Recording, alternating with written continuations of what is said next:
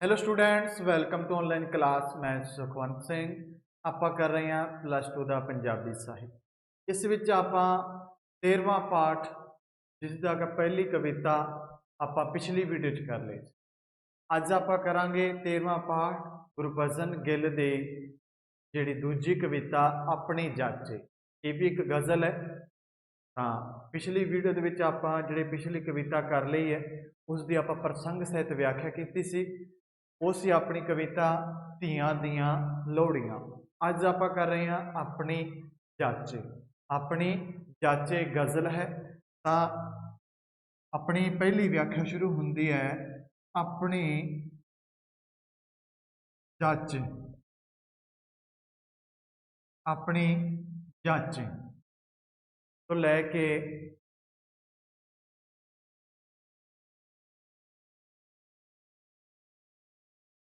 ਆਪਾਂ ਗੱਲ ਕਰਾਂਗੇ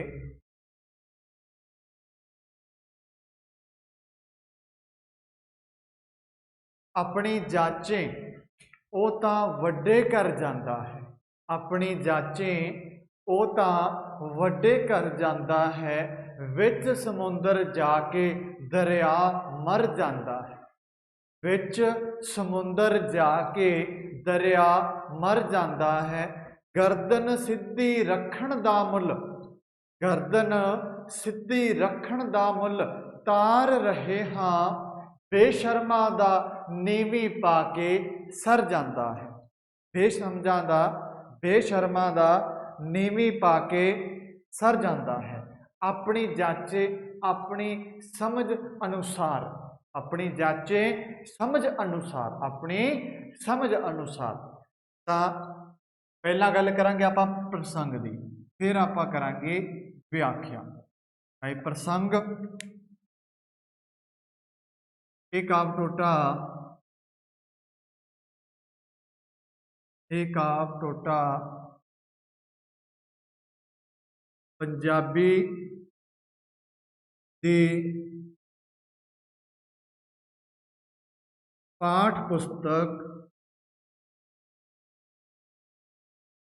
ਪੰਜਾਬੀ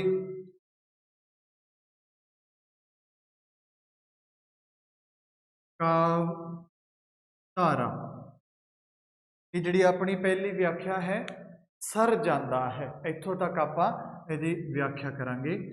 ਸਰ ਜਾਂਦਾ ਹੈ, ਸਰ ਜਾਂਦਾ ਹੈ।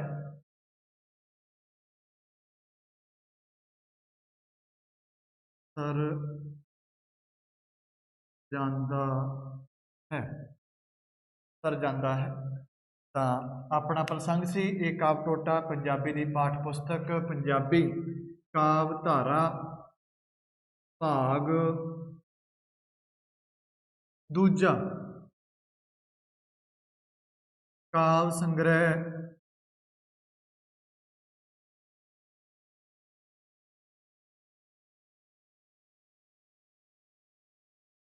ਵਿੱਚ ਦਰਜ, ਕਾਵਿ ਸੰਗ੍ਰਹਿ ਵਿੱਚ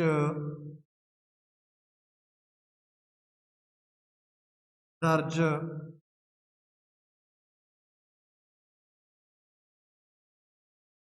ਵਿੱਚ ਦਰਜ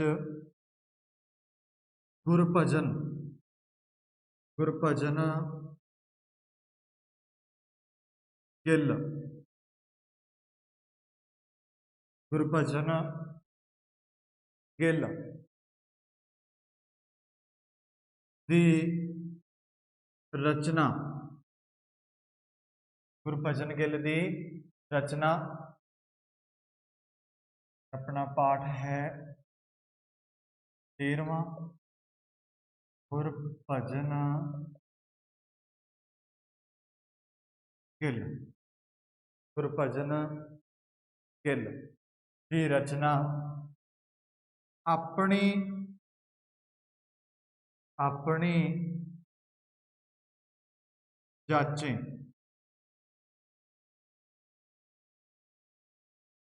विचों लिया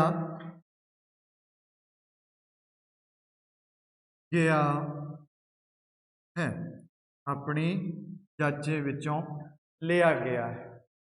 इन्हां जिहड़ी अपनी पहली सत्तर है, हुण आपां गल करांगे पहली सत्तर विच कवि ने पहली सत्तर विच कवि ने मनुख के बारे गल कीती है, मनुख बारे कहा है, मनुख बारे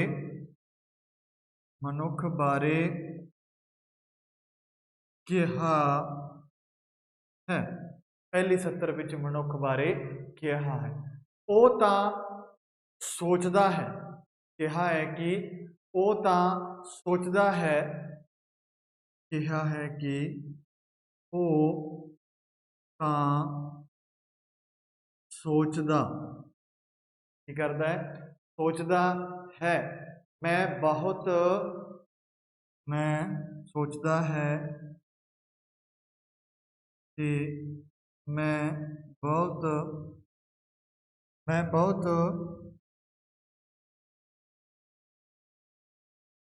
बहुत वड्डा कारज कीता है, मैं बहुत वड्डा कारज कीता है। भाव कोई काम कीता है, कारज कीता है मतलब कोई काम कर लेंदा कि मैं बहुत वड्डा कारज कीता है, पर उसका जिहड़ा अंत है वो बुरा हुंदा है, पर उसका अंत बुरा हुंदा है, उसका जिहड़ा अंत है बुरा हुंदा है। कवि ने मनुख नूं चेतावनी दिती है कि कवि ने मनुख नूं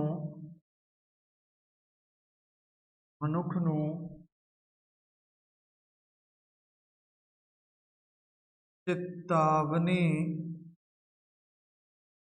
दिती है कि किहड़ी चेतावनी दिंदा है कवि, कवि ने मनुख नूं चेतावनी दिती है कि वो सच्चाई ते अमल करे, कि वो सच्चाई ते अमल करे, सच्चाई ते अमल करे। ये सी अपना प्रसंग। एक काव टोटा साडी पंजाबी दी पाठ पुस्तक पंजाबी कावधारा भाग दूजा काव संग्रह दे विच दर्ज गुरभजन गिल दी रचना अपनी जाचे विचों लिया गया। पहली सत्तर विच कवि ने मनुख बारे कहा है कि वो सोचता है कि उसने बहुत वड्डा कारज किया है, मनुख सोचता है कि उसने बहुत वड्डा कारज किया है, पर उसका अंत बुरा हुंदा है, पर उसका जिहड़ा अंत है वो बुरा हुंदा है। कवि ने मनुख नूं चेतावनी देती है कि वो सच्चाई ते अमल करे, सच्चाई ते अमल करे, असर करे सच्चाई दी गल ते। ये सी प्रसंग। हुण गल करते हाँ व्याख्या की। व्याख्या तो पहला काव सत्रा फिर आपां व्याख्या करांगे। तां अपनी जाचे वो तां वड्डे कर जांदा है, अपनी जाचे तां वो वड्डे कर जांदा है, विच समुंदर जाके दरिया मर जांदा है। गर्दन सीधी रखण दा मुल तार रहे हाँ, बेशर्मा दा नीवी पा के सर जांदा है, बेशर्मा दा नीवी पा के सर जांदा है। तो कवि कहता है, ध्यान नाल सुनना ते लिखना। कवि कहता है कि मनुख सोचता है, मनुख सोचता है, जाचे का भाव जिहड़ा समझना, जाचे का भाव समझना, अपनी समझ। मनुख सोचता है कि वो तो समझ अनुसार बहुत ही वड्डा कारज करता है, कि वो तो अपनी समझ अनुसार बहुत ही वड्डा कारज करता है, पर उसनू नहीं पता कि ये तां उसनू नहीं पता कि वो तां खाली वो तां खाई विच डिग रहा है। कई कारज ਇਹੋ ਜਿਹੇ ਹੈ ਜਿਹੜੇ ਹੁਣ ਮੰਨ ਲਓ ਹੁਣ ਆਪਾਂ ਸੱਚ ਦੇ ਰਾਹ ਤੇ ਨਹੀਂ ਚੱਲਦੇ, ਝੂਠ ਦੇ ਰਾਹ ਤੇ ਚੱਲ ਰਹੇ ਹਾਂ ਤਾਂ ਉਹ ਖਾਈ ਦੇ ਵਿੱਚ ਡਿੱਗਣ ਦੇ ਬਰਾਬਰ ਹੈ। ਕਵੀ ਕਹਿੰਦਾ ਹੈ ਕਿ ਮਨੁੱਖ ਤਾਂ ਇਹ ਸੋਚਦਾ ਹੈ ਕਿ ਮੈਂ ਆਪਣੀ ਸਮਝ ਅਨੁਸਾਰ ਬਹੁਤ ਹੀ ਵੱਡਾ ਕਾਰਜ ਕਰਦਾ ਹਾਂ, ਪਰ ਉਸਨੂੰ ਨਹੀਂ ਪਤਾ ਕਿ ਉਹ ਤਾਂ ਖਾਈ ਵਿੱਚ ਡਿੱਗ ਰਿਹਾ ਹੈ। ਦੂਜੇ ਪਾਸੇ ਕਵੀ ਕਹਿੰਦਾ ਹੈ कि कई मनुख अजिहा सोचते हैं, कई मनुख अजिहा सोचते हैं कि वो अजिही कम या अजिहा कम तां नहीं कर रहे जिस नाल किसे नूं दुख झलने पैण, वो अजिहा कम तां नहीं कर रहे जिस दे नाल किसे नूं दुख सहने पैण ते उस दे कारण कोई दुखी ना होवे, उस दे कारण कोई दुखी ना होवे। पर कई लोग अजिहे भी हुंदे हन, कई लोग अजिहे भी हुंदे हन कि उन्हां ने बहुत ही अत्याचार कीते हुंदे हन। कई लोग अजिहे भी हुंदे हन जिन्हां ने बहुत ही अत्याचार किए हुंदे हन, तां भी वो बेशर्म हो के लंघ जाते हन, तां भी वो बेशर्म हो के लंघ जाते हन। भाव उन्हां नूं कोई शर्म लिहाज नहीं, तां वो तां बस बेशर्म हो के कारज करी जाते हैं। वो तो बस बेशर्म हो के जिहड़ा कारज है करी जाते हैं, उन्होंने कोई शर्म नहीं। यही सी पहली व्याख्या जिस विच कवि ने कहा कि मनुख सोचता है, मनुख सोचता है कि वो तो अपनी समझ अनुसार बहुत वड्डा काम कर रहा है, पर उसनू ये नहीं पता कि वह तां खाई विच डिग रहा है। दूजे पासे कवि कहता है कि कई मनुख अजिहा भी सोचते हैं कि वो अजिहा काम नहीं कर रहे कि जिस नाल किसी नू दुख झलने पैण, किसी नू दुख झलने पैण ते उस दे कारण कोई दुखी ना होवे। कई मनुख यह सोचते हैं, यह मनुख भी है भी जिहड़ा किसी नूं दुख देना नहीं चाहते, जिहड़े किसी दी दुख का कारण नहीं बनना चाहते। पर कई लोग अजिहे भी हुंदे हन जो बहुत ही अत्याचार करते हैं या बहुत ही अत्याचार जिन्हां ते कीते जाते हैं, जिन्हां दे बहुत ही अत्याचार कीते हुए हुंदे हन, तां भी वो बेशर्म हो के लंघ जाते हैं। भाव उन्होंने कोई शर्म नहीं, कोई लिहाज नहीं, वो तो बस बेशर्म हो के कारज करी जाते हैं।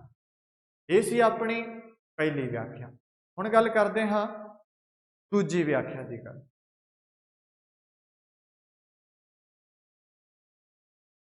दूजी व्याख्या है अपनी, ये जो आतिशबाजी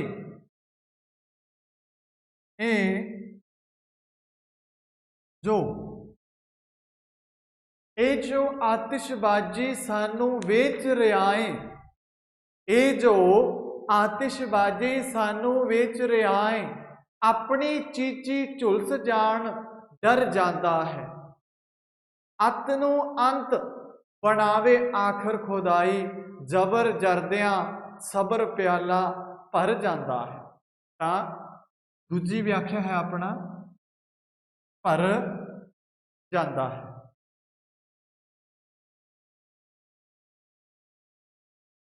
भर जाता है। हुण जिहड़े प्रसंग है तो प्रसंग दे विच आपां तब्दीली करांगे पहली सत्तर तो लैके इस तो बाद, क्योंकि इस कविता दे विच तिन्ने व्याख्यावां दा प्रसंग अड्डो अड्डी है, इसलिए आपां नूं प्रसंग इत्थे बदलना पवेगा। शुरुआती अपनियां पंक्तियां उस तरह ही, अखीरलियां दे विच आपां लिखांगे इन्हां सत्तरां विच कवि कहंदा है कि इन्हां सत्तरां विच कवि कहंदा है कि इन्हां सत्तरां विच कवि कहंदा है कि मनुख अपने फायदे लई किसी ते भी अत्याचार कर दिंदा है। मनुख अपने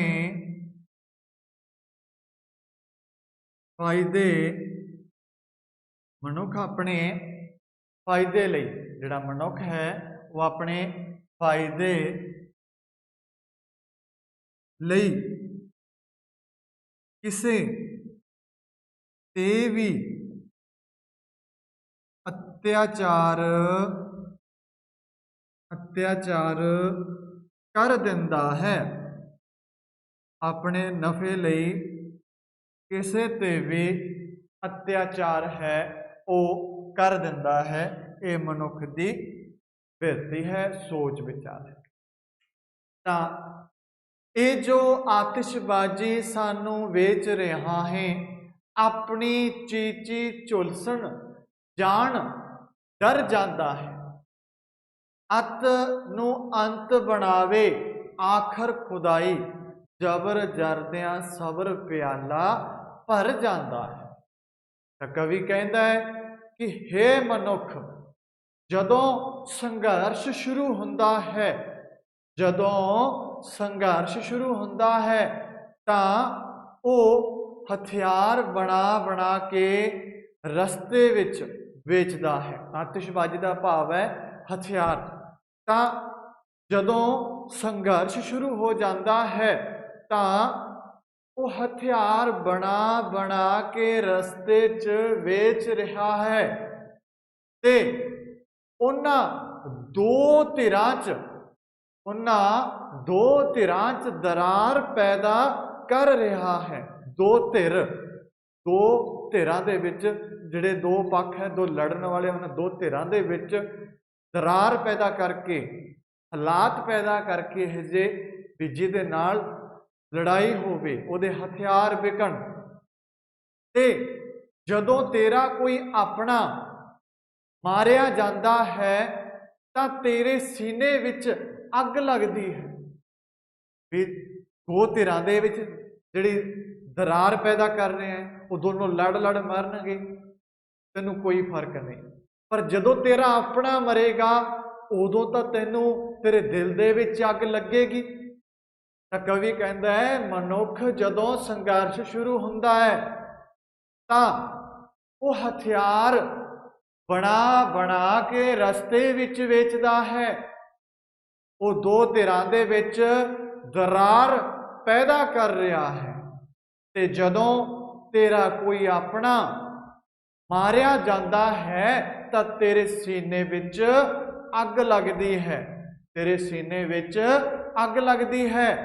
जदों संघर्ष करके अत हो जाती है, जदों संघर्ष करके अत हो जाती है, भाव बेलोड़ा कम हो जाता है। अत का भाव बेलोड़ा कम हो जाता है। तां उस परमात्मा की मेहर नाल, उस परमात्मा की मेहर नाल एक दिन अंत भी जरूर हो जाता है। एक दिन उसका अंत भी जरूर हो जाता है। वो इन्ना जुल्म करते हैं कि वो सहन भी नहीं, वो सहन कर लेंदे हैं। इन्ना जुल्म उन्हां ते हुंदा है, फिर भी उसनूं वो सहन कर लेंदे हैं। सबर का घुट भी पी लेंदे हैं, सबर का घुट ਪੀ ਲੈਂਦੇ ਹਨ, ਉਹਨਾਂ ਵਿੱਚ ਜਿਹੜੇ ਮਨੁੱਖ ਜ਼ੁਲਮ ਕਰਦੇ ਹਨ, ਉਹਨਾਂ ਵਿੱਚ ਜਿਹੜੇ ਮਨੁੱਖ ਹੈ ਜ਼ੁਲਮ ਕਰਦੇ ਹਨ, ਉਹ ਤਾਂ ਥੱਕਦੇ ਵੀ ਨਹੀਂ, ਉਹ ਤਾਂ ਥੱਕਦੇ ਵੀ ਨਹੀਂ।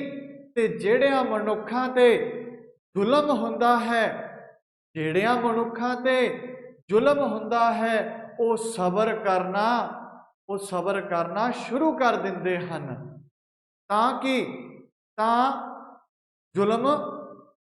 ਜ਼ੁਲਮ ਹੁੰਦਾ ਹੀ ਰਹਿੰਦਾ ਹੈ, ਤਾਂ ਇਹ ਜ਼ੁਲਮ ਹੁੰਦਾ ਹੀ ਰਹਿੰਦਾ ਹੈ, ਕਿਉਂਕਿ ਉਹ ਸਬਰ ਕਰਦੇ ਰਹਿੰਦੇ ਹਨ।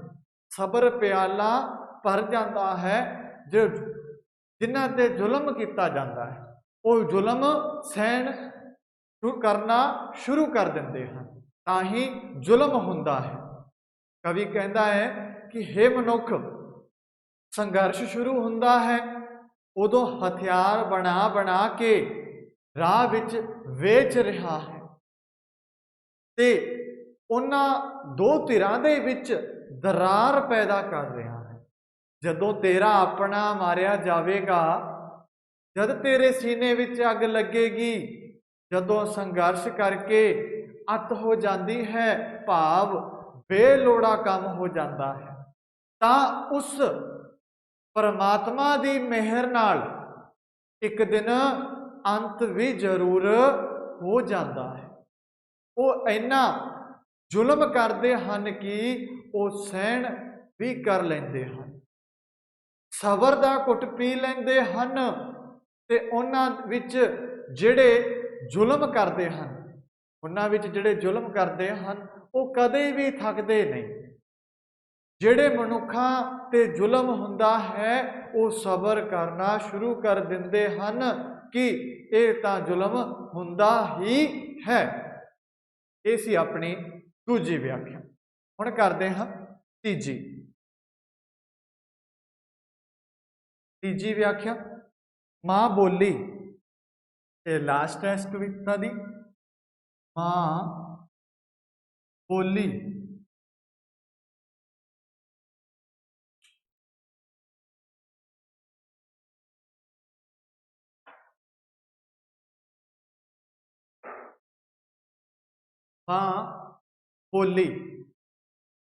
ਮਾਂ ਬੋਲੀ ਮਾਂ ਜਨਨੀ, ਧਰਤੀ ਮਾਤਾ ਕੋਲੋਂ ਟੁੱਟ ਕੇ ਬੰਦਾ ਮਰਦਾ ਮਰ ਜਾਂਦਾ।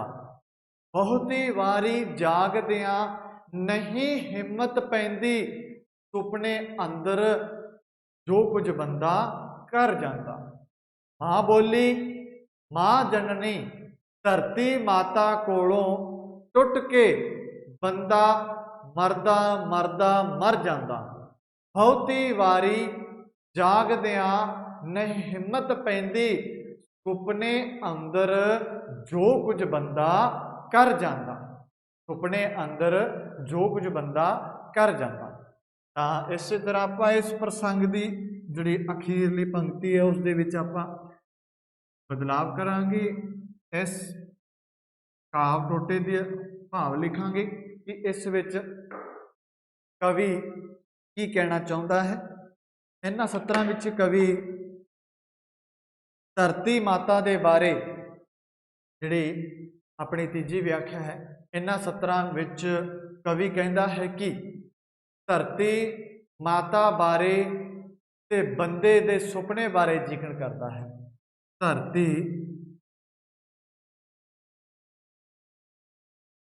ਧਰਤੀ ਮਾਤਾ ਤੇ ਬੰਦੇ ਦੇ ਇਹ ਹੈ ਆਪਣਾ ਲਾਸਟ ਕਰ ਜਾਂਦਾ ਹੈ।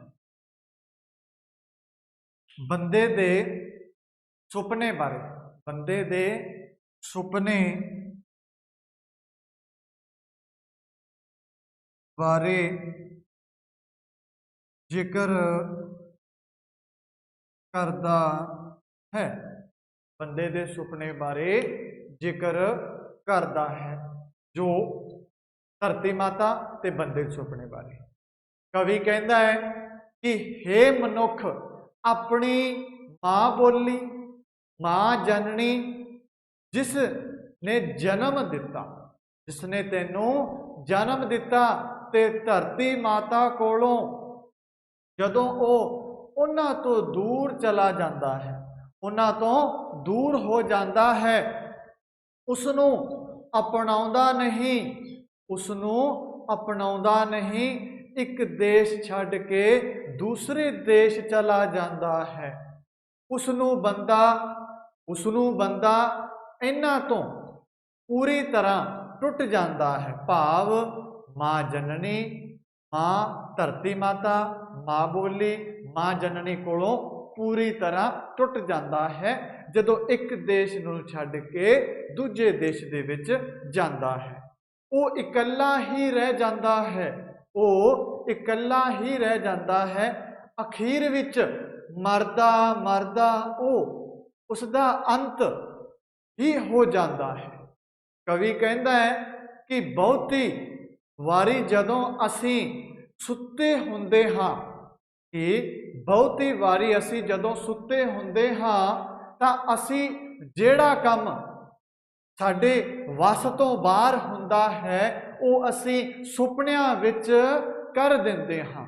भी जिहड़ा काम असी जागदे नहीं कर सकदे उस काम नूं सुपने अंदर कर दिता जाता है। कवि कहता है कि हे मनुख अपनी माँ बोली, माँ जननी, जिसने तैनू जन्म दिता, धरती माता कोलों, इन्हां सारियां दे कोलों जदों तू इन्हां छड्ड के दूर चला जाना है, तू उसनू अपनाउंदा नहीं, एक देश छड्ड के दूजे देश विच चला जाना है, तो वह बंदा पूरी तरह टुट जाता है। वो बंदा पूरी तरह टुट जाता है, वो इकल्ला ही रह जाता है, वो इकल्ला रह जाता है। अखीर विच मरदा मरदा उसका अंत ही हो जाता है। कवि कहता है कि बहुती वारी जदों असी सुते हुंदे हां तां असी जिहड़ा काम जागदे नहीं कर सकदे वो असी सुपने विच कर दिंदे हां। ये सी अपनी अपनी जाचे जिहड़ी कविता जिहदी आपां प्रसंग सहित व्याख्या की। हुण करदे हां आपां इहदे प्रश्न। जिहड़ा पहला प्रश्न है सार दा। सार अपनी जाचे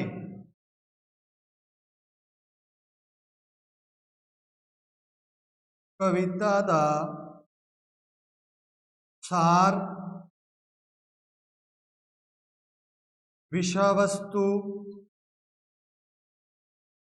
सार कह सकते हो या विषय वस्तु कह सकते हो, अपने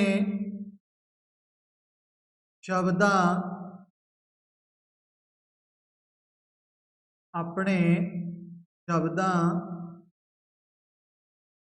विच लिखो। अपने शब्दां विच आपां इत्थे लिखांगे ये अपनी गज़ल है, ठीक है, ये अपनी गज़ल। अपनी जाचे गज़ल गुरभजन गिल दी रचना है। इस विच कवि ने मनुख बारे कहा है कि वो तां सोचता है कि वो बहुत वड्डा कारज किया है, कि उसने बहुत वड्डा कारज किया है, पर उसका अंत बुरा होता है। कवि ने मनुख को चेतावनी दी है कि उसनों सच्चाई दे अमल करना चाहिए है। कवि कहता है कि मनुख सोचता है कि वो अपनी समझ अनुसार बहुत वड्डा कारज करता है, वो अपनी समझ अनुसार बहुत वड्डा कारज करता है। उसनों ये नहीं पता कि वो तां खाई विच डिग रहा है, उसनों ये नहीं पता कि वो तां खाई विच डिग रहा है। दूजे पासे कवि कहता है कि कई मनुख अजिहा भी सोचते हैं कि उन्हां दे अजिहे काम ਅਜਿਹਾ ਕੰਮ ਤਾਂ ਹੀ ਕਰੇ ਵੀ ਕਿਸੇ ਨੂੰ ਉਹਨਾਂ ਦੇ ਕੰਮ ਦੇ ਨਾਲ ਦੁੱਖ ਤਾਂ ਨਹੀਂ ਝੱਲਣੇ ਪੈਣਗੇ, ਉਹਨਾਂ ਦੇ ਉਸ ਦੇ ਕਾਰਨ ਕੋਈ ਦੁਖੀ ਤਾਂ ਨਹੀਂ ਹੋਊਗਾ।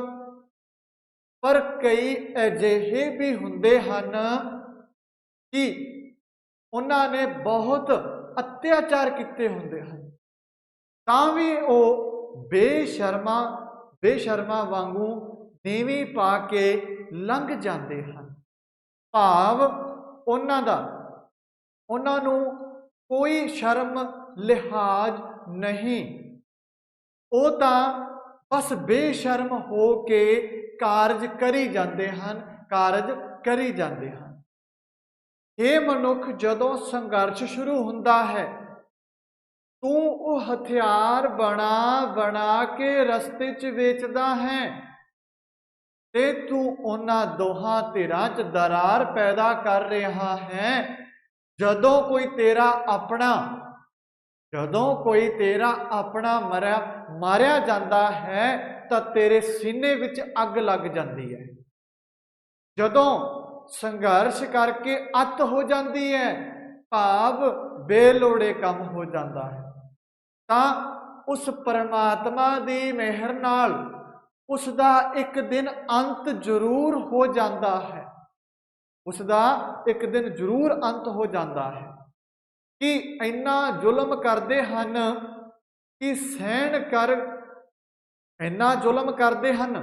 ਕਿ ਉਹ ਸਹਿਣ ਵੀ ਕਰ ਲੈਂਦੇ ਹਨ, ਸਬਰ ਦਾ ਘੁੱਟ ਵੀ ਪੀ ਲੈਂਦੇ ਹਨ। ਉਹਨਾਂ ਵਿੱਚ ਜਿਹੜੇ ਮਨੁੱਖ ਜ਼ੁਲਮ ਕਰਦੇ ਹਨ, ਉਹ ਤਾਂ ਥੱਕਦੇ ਵੀ ਨਹੀਂ।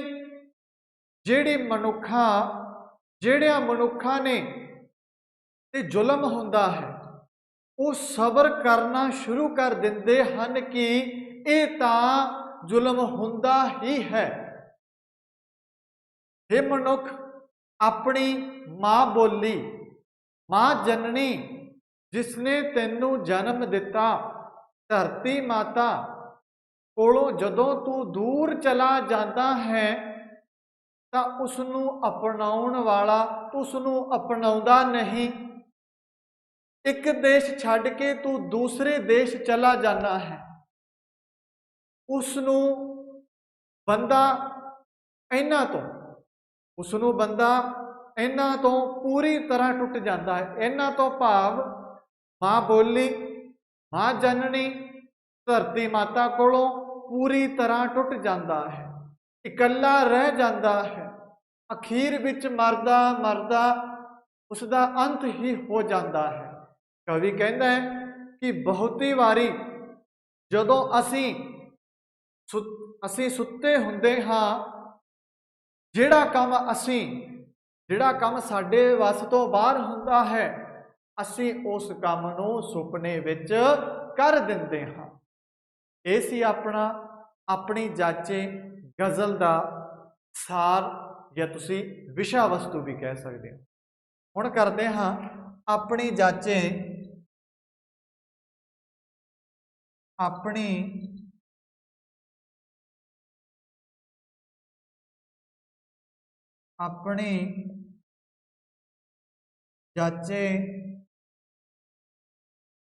ਗਜ਼ਲ ਦਾ ਕੇਂਦਰੀ ਭਾਵ ਲਿਖੋ। ਆਪਣੀ ਜਾਚੇ ਜਿਹੜੀ ਗਜ਼ਲ ਗੁਰਭਜਨ ਗਿੱਲ ਦੀ ਰਚਨਾ। ਇਸ ਗਜ਼ਲ ਵਿੱਚ ਕਵੀ ਨੇ ਤਿੰਨ ਪਹਿਰਿਆਂ ਦੇ ਵਿੱਚ ਗੱਲ ਕੀਤੀ ਹੈ। ਤਿੰਨ ਪਹਿਰਿਆਂ 'ਚ ਆਪਾਂ ਨੂੰ ਗੱਲ ਸਮਝ ਆਈ ਹੈ। ਇਹਨਾਂ ਸਤਰਾਂ ਦੇ ਆਪਣੇ ਅਰਥ ਹਨ। ਜਿਵੇਂ ਆਪਾਂ ਪਹਿਲੀ ਵਿਆਖਿਆ ਕੀਤੀ ਸੀ, ਉਹਦਾ ਆਪਦਾ ਅਰਥ ਸੀ। ਦੂਜੀ ਵਿਆਖਿਆ ਕੀਤੀ, ਉਹਦਾ ਆਪਦਾ ਅਰਥ ਸੀ। ਤੀਜੀ ਵਿਆਖਿਆ ਕੀਤੀ, ਉਹਦਾ ਆਪਦਾ ਅਰਥ ਸੀ। ਮਨੁੱਖ ਆਪਣੀ ਸਮਝ ਅਨੁਸਾਰ ਵੱਡੇ ਕੰਮ ਕਰਦਾ ਹੈ। ਮਨੁੱਖ ਆਪਣੀ ਸਮਝ ਅਨੁਸਾਰ ਵੱਡੇ ਕੰਮ ਕਰਦਾ ਹੈ। ਅੰਤ ਉਹ ਦੁੱਖ ਪਾਉਂਦਾ ਹੈ। ਅੰਤ ਦੇ ਵਿੱਚ ਉਹ ਦੁੱਖ ਹੀ ਪਾਉਂਦਾ ਹੈ। ਕਈ ਬੰਦੇ ਬੁਰੇ ਕੰਮ ਕਰਦੇ ਹਨ, ਫਿਰ ਵੀ ਸ਼ਰਮ ਨਹੀਂ ਕਰਦੇ। ਕਈ ਬੰਦੇ बुरे काम करते हुए भी शर्म नहीं करते। माँ बोली, माँ जननी, धरती माता कोलों टुट के बंदा मर जाता है। बहुती वारी जागदियां दे, बहुती वारी जाग के वो काम नहीं होंदा, पर सुपने विच वो काम कर जाता है। बहुती वारी जिहड़ा काम जागदियां तो नहीं होया उही काम सुपने अंदर कर जाता है। ये सी अपनी जिहड़ी कविता गुरभजन गिल दी अपनी जाचे, जिसका आपां प्रसंग, व्याख्या, सार, केंद्री भाव किया। उम्मीद है तुसीं ध्यान नाल सुनिया होगा। ये वीडियो इत्थे पूरी हुंदी है। अगली वीडियो दे विच गुरभजन गिल दी जिहड़ी तीजी कविता गज़ल है जे तुरिया उसनूं करांगे। उन्ने समय दे विच तुसीं इस नूं ध्यान नाल सुनना, समझना ते नोट करना। धन्नवाद।